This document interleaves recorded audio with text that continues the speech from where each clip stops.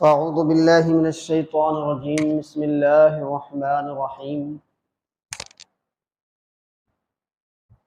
الا الذین تابوا واصلحوا واعتصموا باللہ واخلصوا دینہم للہ فاولئک مع المؤمنین وسوف یؤتی اللہ المؤمنین اجرا عظیما۔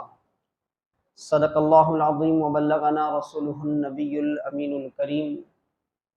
ان اللہ وملائکتہ یصلون علی النبی یا ایھا الذین آمنوا صلوا علیہ وسلموا تسلیما۔ اللہم صل علی سیدنا مولانا محمد وآلہ وصحبہ افضل صلواتک وعدد معلوماتک وبارک وسلم۔ سامعین محترم، عزیزان گرامی، اللہ کے مقدس کلام قرآن عظیم میں اللہ نے بندوں کی تین تقسیم فرمائی ہے، تین قسم کے بندوں کا ذکر فرمایا۔ ایک ہیں ایمان والے اور ایک ہے بے ایمان، اور ان کے بیچ میں ایک قوم کا ذکر قرآن کریم میں آتا ہے اور وہ قوم ہے منافقین کی۔ یہ تین گروہ کا تذکرہ قرآن کریم میں آتا ہے۔ ایمان والے، ان کے اعمال، ان کے عقائد، ان کے معاملات، اور اللہ کی طرف سے دین و دنیا میں ان کے لیے جو برکتیں ہیں، جو اجر و ثواب ہے، اس کا ذکر مختلف انداز سے، مختلف اسلوب سے پورے قرآن میں آپ کو ملے گا۔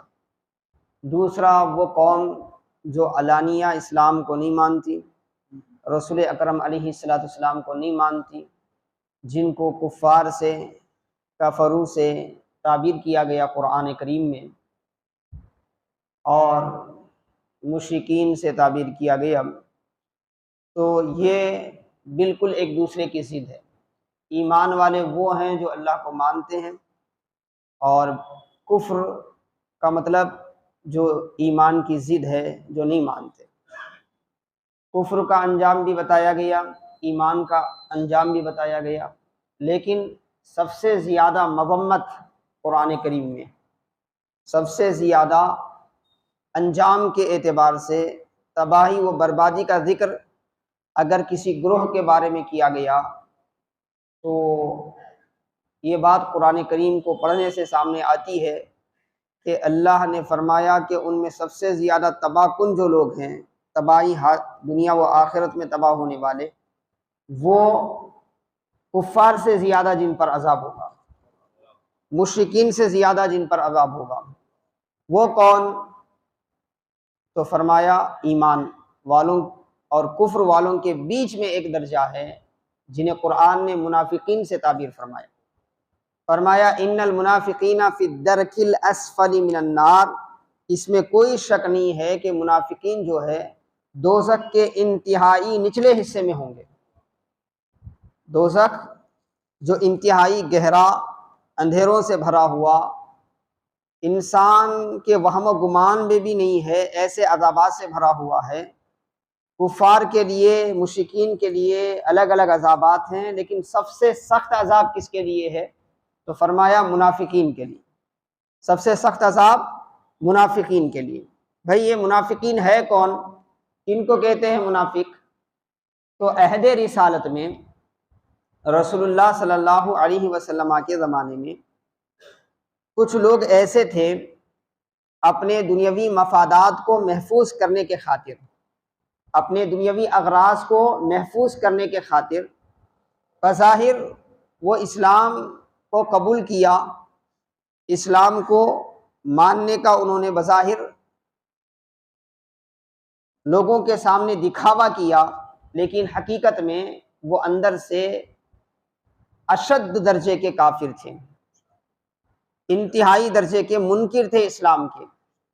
رسول اکرم علیہ السلام کے دشمن مشرکین مکہ سے بھی زیادہ جن کی دشمنی رسول اللہ صلی اللہ علیہ وسلم کے لیے تھی، وہ منافقین تھے۔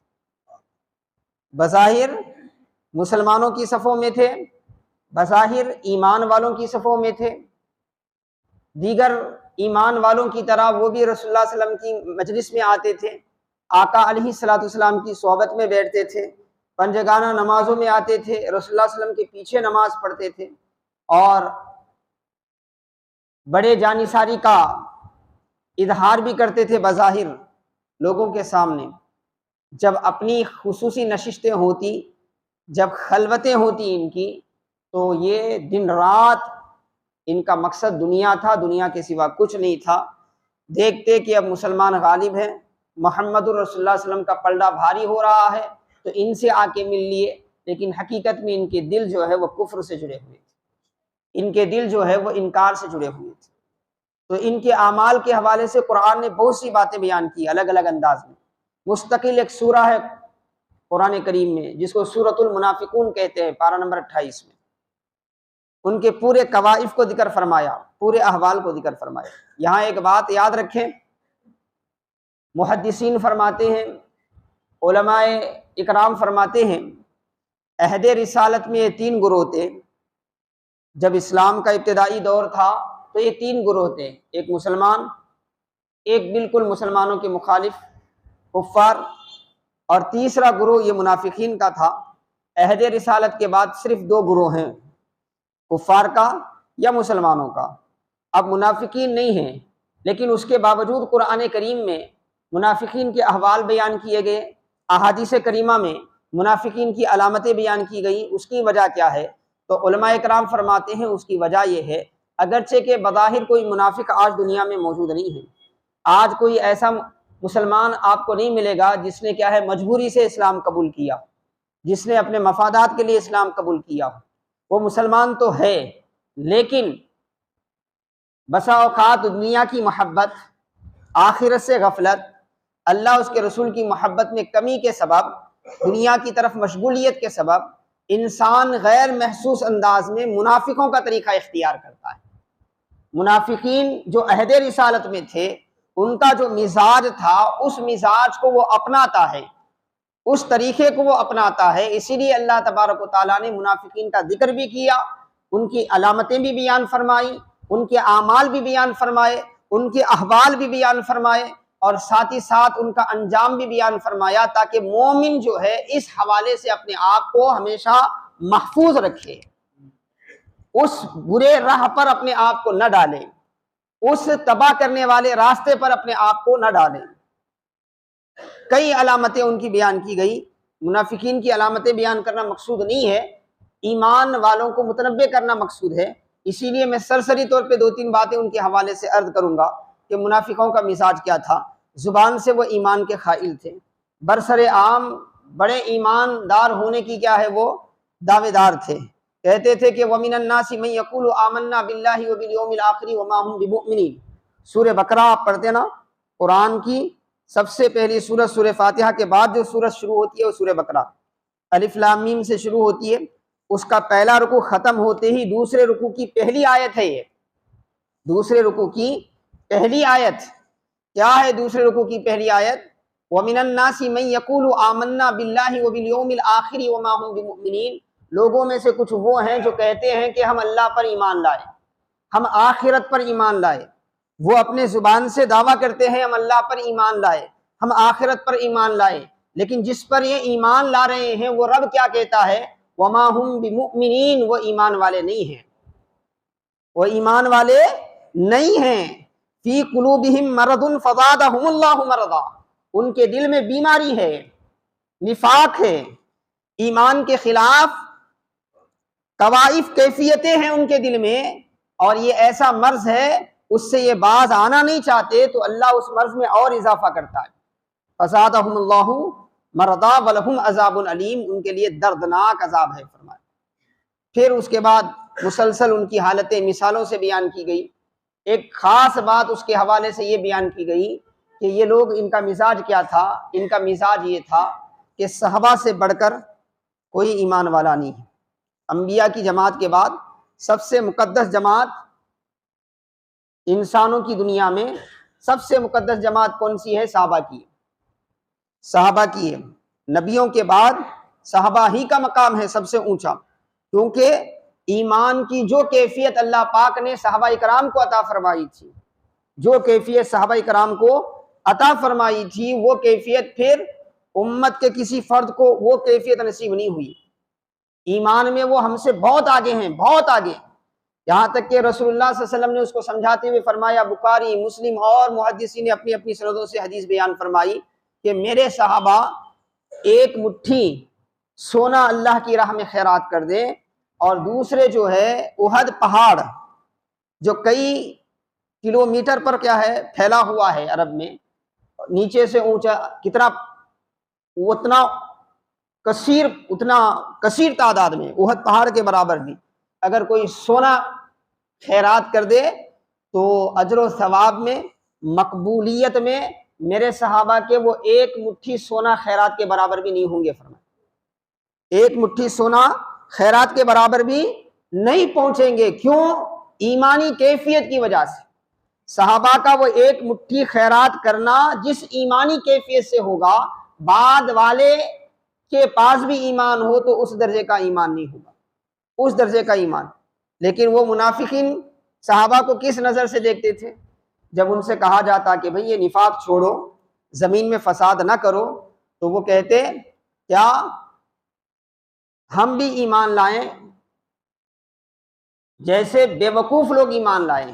یعنی صحابہ کو، ایمان والوں کو، دینداروں کو بے وقوفی کی نگاہ سے دیکھتے تھے۔ آج منافقین نہیں ہیں؟ کیا مسلمانوں کے معاشرے میں ایسے مزاج کے لوگ آج نہیں ہیں جو دین سے وابستہ رہنے والوں کو بے وقوف سمجھتے ہیں، نماز پڑھنے والوں کو بے وقوف سمجھتے ہیں، اللہ کی طرف جھکنے والوں کو بے وقوف سمجھتے ہیں؟ وہ خود کو بڑے ہوشیار سمجھتے ہیں، لوگوں کے گلے کاٹ کر، لوگوں کی جیب کاٹ کر، لوگوں کو دھوکہ دے کر وہ سمجھتے ہیں کہ ہم سے بڑے عقل مند نہیں ہے۔ اگر ان کو کبھی سمجھایا جائے کہ دیکھو فلاں تمہارا خاندان کا آدمی اتنا اچھا ہے، تمہارے محلے کا آدمی اتنا اچھا ہے، اس کو دیکھ کر سیکھو، تم صالحیت پیدا کرو، تو مسکرا کے ایسے کہتا ہے جیسے کیا ہے وہ بے وقوف ہو اور یہی بڑا عقل مند ہو۔ نفاق تو نہیں ہے، مگر منافقین کی عادتیں آج بھی زندہ ہیں۔ منافقین صحابہ اکرام کو دیکھ کر کہتے تھے دیوانے ہیں، وہ بے وقوف ہیں، انہیں پتہ نہیں ہے نفع و نقصان کیا ہوتا ہے۔ یہ منافقین کا طرز تھا۔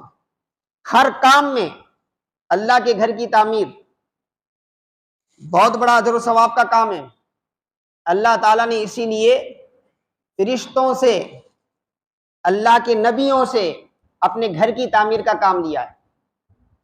روئے زمین میں سب سے پہلا گھر اللہ تعالیٰ کا بنایا گیا وہ خانہ کعبہ۔ پہلی تعمیر جو ہے اس کی حضرت آدم علیہ السلام نے کی، حضرت آدم علیہ السلام نے، یاد رکھے ذہن میں۔ خانہ کعبہ کئی مرتبہ تعمیر کیا گیا، کئی مرتبہ اس میں ترمیم آتی گئی، تعمیر کیا گیا، لیکن سب سے پہلی تعمیر روئے زمین میں جو ہوئی، محدثین فرماتے ہیں، اہل علم فرماتے ہیں کہ سب سے پہلی تعمیر کون کیے؟ پہلے انسان جو دنیا میں آئے، پہلے نبی جو دنیا میں آئے حضرت آدم، اور ان کے ساتھ اس تعمیر میں حصہ لینے والے کون تھے؟ اللہ کے فرشتے تھے، اللہ کے فرشتے تھے۔ اور پھر طوفان نوح آیا، تو طوفان نوح میں خانہ کعبہ کی بنیاد تک کے آثار ختم ہو گئے، پتہ نہیں تھا کہاں ہے خانہ کعبہ۔ اثر نو اللہ پاک نے اس اپنے گھر کو ظاہر کرنے کے لیے پھر منتخب فرمایا، تو کسے منتخب کیا؟ اپنے نبی حضرت ابراہیم علیہ السلام کو اور ان کے بیٹے حضرت اسماعیل علیہ السلام کو۔ ان سے اللہ تعالیٰ نے دوبارہ خانہ کعبہ کو تعمیر فرمایا، اسی لیے ان کو بانیان کعبہ کہتے ہیں، کعبہ کے بنانے والے کہتے ہیں، کیونکہ اس کے بعد جو کچھ بھی تبدیلی ہوئی، جو کچھ بھی آگے پیچھے ہوتا رہا، جو کچھ بھی تعمیر ہوتی رہی، اسی بنیاد پر ہوتی رہی۔ حضرت ابراہیم علیہ السلام نے جو حضرت آدم علیہ السلام کی تعمیر کی بنیاد پر جو تعمیر رکھی تھی، اسی لیے حضرت ابراہیم علیہ السلام کو خصوصیت حاصل ہے۔ تو کہنے کا مطلب کیا ہے؟ اللہ کے پیغمبروں سے اللہ تعالیٰ نے اپنے گھر کی تعمیر کا کام لیا، اور اسی لیے اس تعمیر کے کام کو بڑی عظمت سے سرایا بھی گیا۔ حدیث پاک آپ بارہا سنتے ہیں، من بنا للہ مسجدا بنا اللہ لہ بیتا فی الجنہ، جو اللہ کی رضا کے لیے مسجد تعمیر کرتا ہے تو اللہ تبارک تعالیٰ کیا کرتا ہے؟ اس کے لیے جنت میں ایک گھر بناتا ہے، جنت میں ایک گھر بناتا ہے۔ تو حاضرین محترم عزیزان گرامی، اتنا مقدس عمل ہے اللہ کے گھر کی تعمیر، اللہ کے گھر کی خدمت، مسجد کی خدمت، مسجد کی تعمیر بہت بڑی چیز ہے۔ خوش نصیب ہے وہ انسان جن کو یہ موقع میسر آتے ہیں، جن کو یہ موقع میسر آتا ہے، انہیں اللہ کا شکر ادا کرنا چاہیے اور اللہ تبارک و تعالیٰ سے مزید کیا ہے اس طرح کے خیر کے کاموں کی توفیق مانگتے رہنے چاہیے، کیونکہ یہ بہت بڑی بات ہے۔ لیکن آپ دیکھیں اتنا عظیم عمل بھی منافقین کرتے تھے تو کس طرح سے کرتے تھے؟ منافقین کرتے تھے تو ان کا طرز کیا ہوتا تھا، منافقین کرتے تھے تو ان کا انداز کیا ہوتا تھا۔ تو قرآن کریم میں اللہ تبارک و تعالیٰ نے پارہ نمبر 11 سورہ توبہ میں ذکر فرمایا، کیا ذکر فرمایا؟ ایک مسجد بنائی تھی منافقین نے، مسجد قباء کے پاس ایک مسجد بنائی تھی جسے قرآن نے مسجد ضرار کے نام سے یاد کیا۔ مسجد ضرار، ضرر دینے والی مسجد، نقصان دینے والی مسجد۔ حالانکہ مسجد کا مقام، مسجد کی اہمیت کتنی زیادہ ہے، لیکن اس مقام کو جو منافقین نے مسجد کے طور پہ بنایا تھا، اس لیے بنایا تھا تاکہ لوگوں کو تو یہ لگے کہ وہ یہ عبادت کر رہے ہیں، لیکن در حقیقت اس مسجد میں بیٹھ کر مسلمانوں کے خلاف وہ میٹنگیں کرتے تھے، سازش کرتے تھے کہ کس طرح مسلمانوں کے دبدبے کو روکا جائے، کس طرح مسلمانوں کے دشمنوں کو ان پر مسلط کیا جائے، کس طرح کیا ہے رسول اللہ صلی اللہ علیہ وسلم آپ کے صحابہ پر قابو پایا جائے۔ مسجد ضرار، تو یہ کیوں ہوا؟ مسجد، جو بھی مسجد بناتا ہے اللہ کی رضا کے لیے وہ قابل تعریف ہے، لیکن یہاں پر مقصد بظاہر مسجد بنائی گئی تھی مگر حقیقت میں مسجد نہیں تھی، وہ اللہ کی عبادت کے لیے، اللہ کی رضا کے لیے، بلکہ در حقیقت اپنے مقاصد کے حصول کے لیے وہ مسجد بنائی گئی تھی۔ مسلمانوں کو منقسم کرنے کے لیے، مسلمانوں کو ختم کرنے کے لیے سازش کا ایک مقام بنایا گیا تھا، تو اسے مسجد ضرار کا حکم دیا گیا، اور اللہ کے رسول کے حکم سے کیا ہے صحابہ کرام نے اس مسجد کو ہٹا بھی دیا، تاریخ میں آتا ہے۔ تو کہنے کا مطلب یہ ہے کہ منافقین اس طرح کا مزاج رکھنے والے تھے، یہ مزاج کے وہ لوگ تھے۔ تو اللہ تبارک و تعالیٰ نے ان کے لیے کیا فرمایا؟ ان المنافقین فی الدرک الاسفل من النار، وہ منافقین جو ہیں جہنم کے انتہائی گہرائی میں ہیں، نچلے حصے میں ہیں۔ وَلَن تَجِدَ لَهُمْ نَصِيرًا، ان کے لیے کوئی مددگار نہیں، کوئی حامی و مددگار نہیں، کوئی ان کا ہاتھ پکڑنے والا نہیں، آخرت میں کوئی ان کا ساتھ دینے والا نہیں۔ یہ بات بیان کرتے ہوئے اللہ تبارک و تعالیٰ نے بعد میں ایک چیز بیان فرمائی، جس کو میں نے کیا ہے اپنے خطبہ مسنونہ کے بعد تلاوت کیا۔ پارہ نمبر 5 کی یہ آیت شریفہ ہے سورۃ النساء کی، اور اس آیت میں اللہ تعالیٰ فرماتا ہے وہ منافقین اپنے نفاق کی وجہ سے جو کچھ وہ کرتے تھے، نہ ان کا ایمان اللہ کی بارگاہ میں قبول تھا، نمازیں پڑھتے تھے، نہ ان کی نماز اللہ کی بارگاہ میں قبول تھی، اور مسجد کی تعمیر کرے، وہ مسجد کی تعمیر کرنا نہ اللہ کی بارگاہ میں قبول تھا، ان کا کوئی عمل قبول نہیں تھا، اور ان کے لیے وہ عذاب تھا جس کا ذکر قرآن کریم میں کیا گیا کہ دردناک عذاب، ہولناک عذاب، جو کفار کو عذاب ہونے والا ہے اس سے بھی زیادہ شدید عذاب۔ لیکن اس سے نکلنے کی ایک صورت اللہ نے بیان فرمائی، اگر کوئی اس سے نکلنا چاہے، اس نفاق سے نکلنا چاہے، منافقین کے لیے جو ابدی عذاب ہے اس سے بچنا چاہے تو کیا کریں؟ تو فرمایا الا الذین تابوا واصلحوا واعتصموا باللہ واخلصوا دینہم للہ فاولئک مع المؤمنین وسوف یؤتی اللہ المؤمنین اجرا عظیما۔ کیا فرمایا اللہ نے؟ سارے منافقین کے لیے یہی سزا ہے، البتہ کوئی منافق ایسا ہے جو نفاق میں آیا تھا اسلام میں، حالت نفاق کے ساتھ آیا تھا اسلام میں، لیکن آ کر کیا ہے صحابہ کی صحبت میں، رسول کی صحبت میں آنے کے بعد دل بدل گیا اس کا۔ پہلے دکھاوے کے لیے آیا تھا، وہ مسلمان بنا تھا، لیکن حقیقت میں اسلام سے اسے پیار ہو گیا، اللہ اس کے رسول کی محبت اس کے دل میں بیٹھ گئی، اور اس نے توبہ کر لیا اپنے پرانے اعمال سے، اپنی منافقت سے اس نے توبہ کر لیا۔ الا الذین تابوا، سوائے ان لوگوں کے جنہوں نے توبہ کیا، وَأَصْلَحُوا، اور اپنے بری عادتوں کو درست کیا، وَأَصْلَحُوا، اپنی بری عادتوں کو درست کیا، وَاعْتَصَمُوا بِاللَّهِ اور اللہ کو تھامے رہے، اللہ کے احکام کو پکڑا رکھا، وَأَخْلَصُوا دِينَهُمْ لِلَّهِ اور اپنے دین کو اللہ کے لیے خالص کیا، خالص مومن بن گئے، خالص مسلمان بن گئے، ان کی اطاعت اخلاص کے ساتھ ہونے لگے۔ وَأَخْلَصُوا دِينَهُمْ لِلَّهِ تو اب ان کے ساتھ، حالانکہ ان کا آغاز منافقت سے ہوا تھا، یہ اسلام میں آئے تھے اسلام قبول کرنے کے لیے نہیں، اپنے مفادات کے لیے، لیکن آنے کے بعد دل بدل گیا، انہوں نے توبہ کر لی، انہوں نے اپنے احوال کی اصلاح کر لی، انہوں نے اللہ اس کے رسول کے دامن کو تھام لیا، اوامر الہی کو کیا ہے بجا لانا شروع کر دیا اور اخلاص اپنی زندگی میں لا لیا، تو وہ منافقین میں سے ان کو نکال دیا جائے گا، ان کو نکال دیا جائے گا۔ فَأُولَٰئِكَ مَعَ الْمُؤْمِنِينَ ان کو ایمان والوں کی سنگت میں کر دیا جائے گا، انہیں صحابہ کی سنگت میں کر دیا جائے گا، انہیں ایمان والوں کے ساتھ رکھ دیا جائے گا۔ وَسَوْفَ يُؤْتِ اللَّهُ الْمُؤْمِنِينَ أَجْرًا عَظِيمًا اور ان قریب مومنوں کو اللہ جو اجر عظیم عطا فرمانے والا ہے عطا فرمائے گا، تو اس میں مومنین کو تو ملے گا ہی، جنہوں نے منافقت سے توبہ کر کے مومن بنے ہیں ان کو بھی ملے گا، ان کو بھی ملے گا۔ اللہ کی رحمت اتنی بڑی ہے، اللہ کی رحمت اتنی وسیع ہے۔ اچھا، اس آیت سے ہم ایمان والوں کو کیا سبق ملتا ہے؟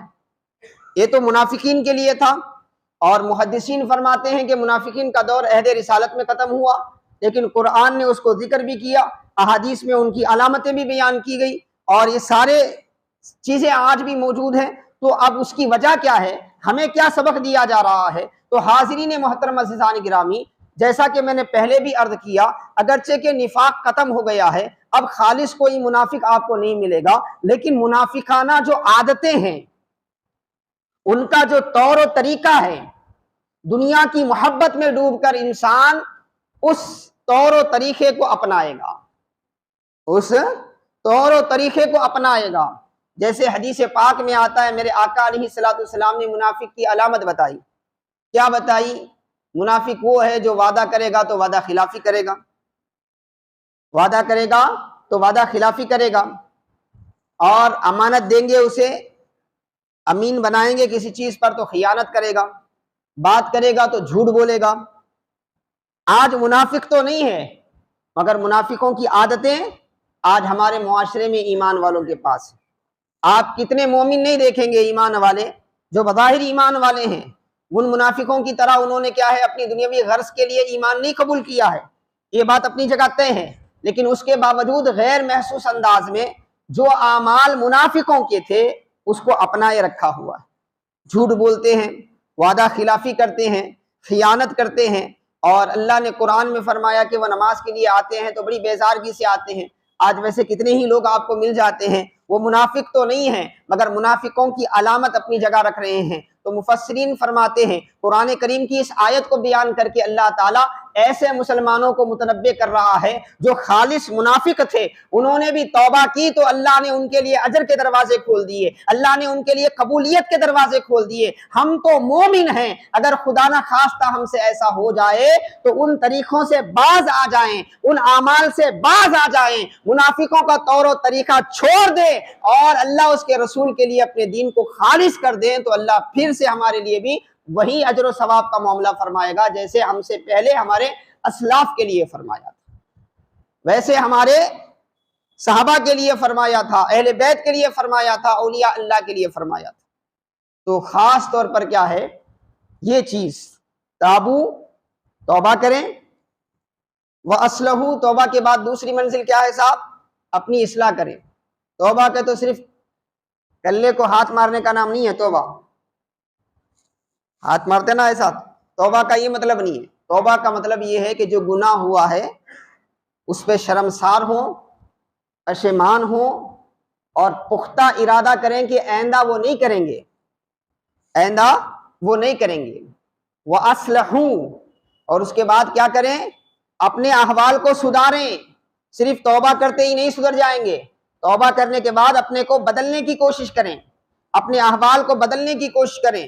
خدا نہ خواستہ ہم میں کوئی مسلمان ہے جانتا ہے کہ بڈی کھانا، بیاج کھانا، سود کھانا حرام ہے، پھر بھی کر رہا ہے، لیکن ایک دن احساس ہو گیا، اب توبہ کر رہا ہے کہ آئندہ سے میں نہیں کروں گا، تو اس کی ذمہ داری یہ ہے کہ آئندہ سے اس گناہ کی طرف بھی نہ جائے، اور اس کے ساتھ ساتھ اپنے آپ کو بدلنے کی کوشش کرے، اپنے آپ کو خیر کی طرف لگائے، اپنے آپ کو اچھائی کی طرف لگائے۔ اسی طرح کوئی مسلمان ہے، شراب پیتا ہے، اسے معلوم ہے شراب گناہ عظیم ہے، حرام ہے، گناہ کبیرہ ہے، لیکن پیتا ہے، احساس ہو گیا اور آج شراب چھوڑنا چاہتا ہے، بالکل اس کو اجازت ہے، اور وہ کیا ہے، اللہ کی بارگاہ میں رجوع کرے، توبہ کرے، گڑ گڑائے، معافی مانگے، مگر اس کے بعد ایک ذمہ داری ہے۔ کیا ذمہ داری ہے؟ توبہ کرنے کے بعد 8 دن کی توبہ نہ ہو، 40 دن کی توبہ نہ ہو، بلکہ انسان اپنے آپ کو درست کرنے کی کوشش کرے، اپنے آپ کو واپس خیر کی طرف لگانے کی کوشش کرے، پھر بھولے سے بھی اس طرف کیا ہے خیال نہ جائیں،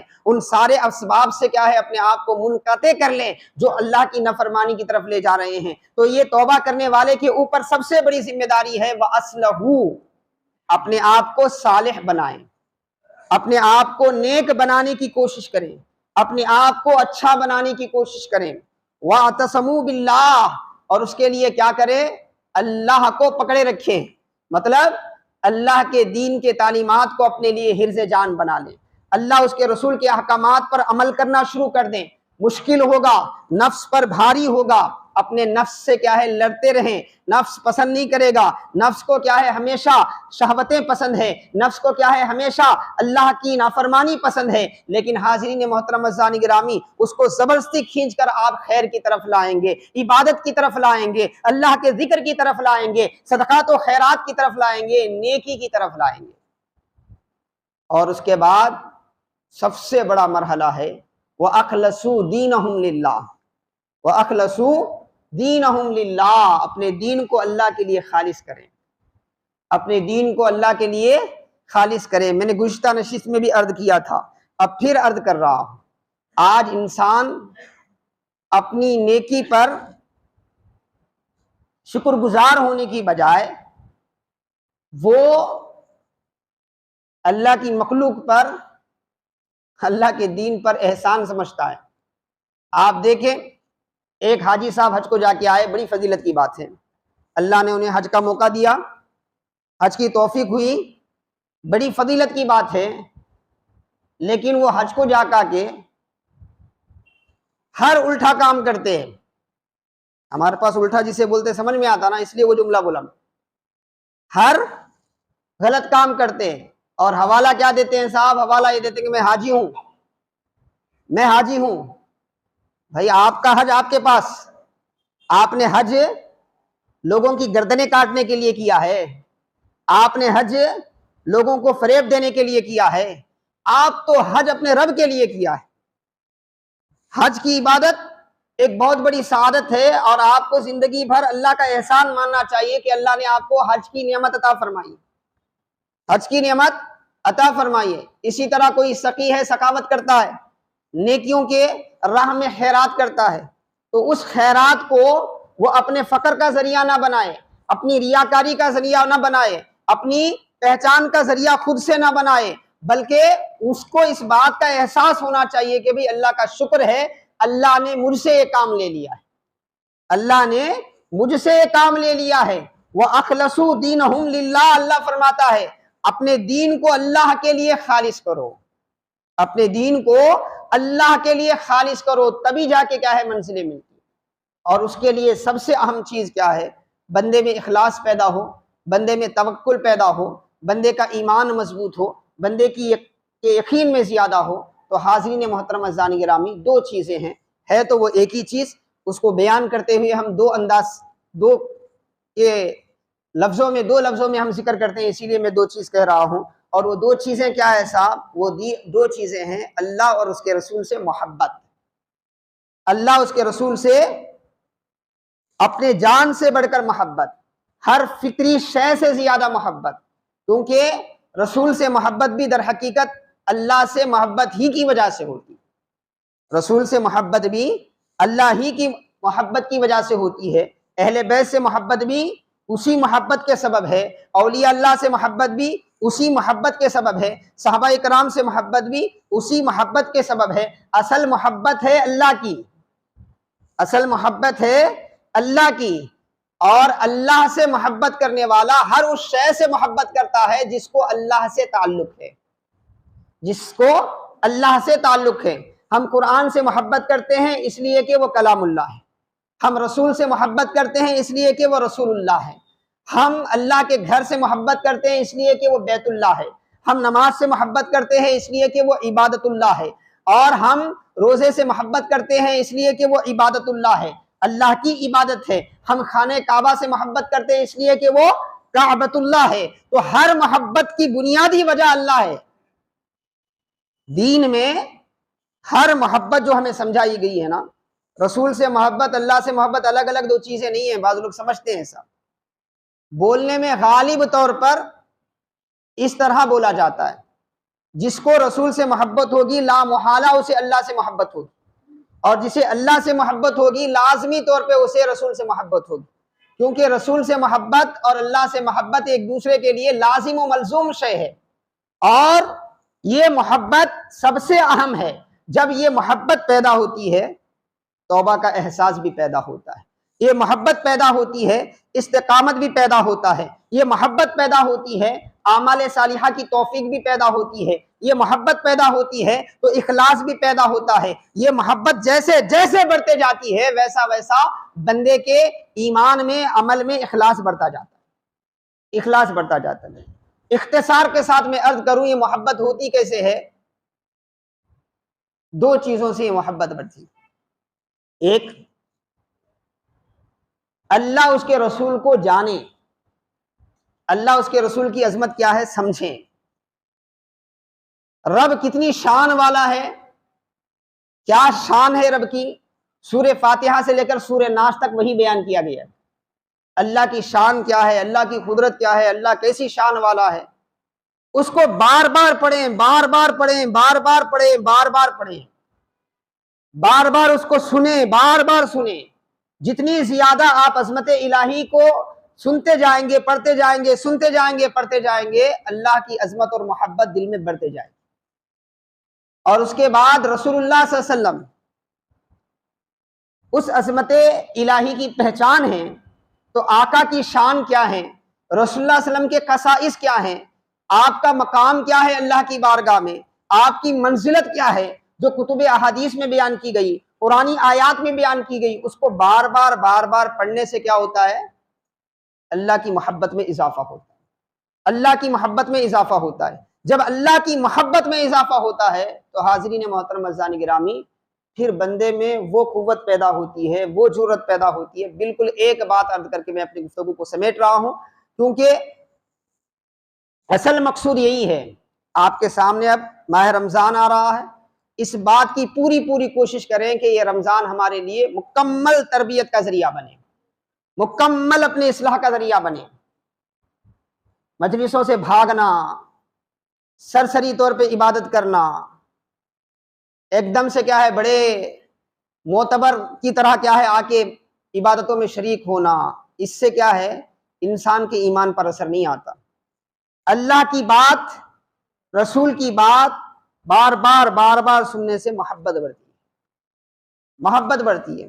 تو حاضرین محترم عزیزان گرامی، ایک بات عرض کر کے میں اپنے گفتگو کو سمیٹ رہا ہوں۔